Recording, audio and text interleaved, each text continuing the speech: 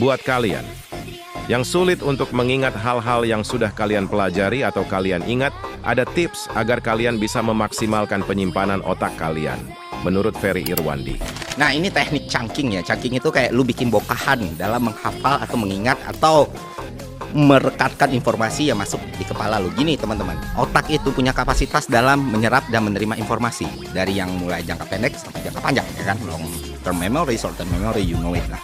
Nah, di short term ini, katakan kapasitas itu cuma 7. Dan ketika ada tambahan informasi yang lain, dia cuma punya 2 pilihan. Memaksa untuk masuk long term, yang mana itu seringkali gagal. Kedua, menghapus informasi yang lain, sehingga kita jadi sering melupakan sesuatu yang sebenarnya penting. Karena itu tadi, karena stuck kan di kepala kita.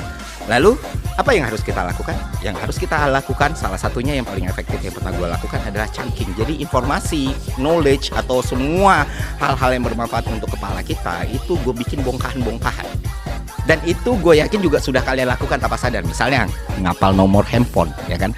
Nggak mungkin dalam 12 atau 13 nomor handphone lu bisa hafal itu akan sangat sulit. Kecuali ada keunikan di dalam kepala lu. Nah, biasanya gimana lu ngapal? Lu pelah, pecah-pecah jadi 2, ya kan? 0, 8, 9, 6, 6, 9. Nah, kayak gitu. Sehingga nomor itu bisa masuk ke kepala lu. Dan ketika informasi itu dibikin bigger lagi, dibikin lebih besar lagi, wah. Misalnya lu belajar ekonomi, untuk hafal dan benar-benar akurat soal subbabnya gitu, antara permintaan penawaran, teori kepuasan konsumen, teori produksi, GDP, pertumbuhan ekonomi, inflasi, pengangguran. Itu kan scattered.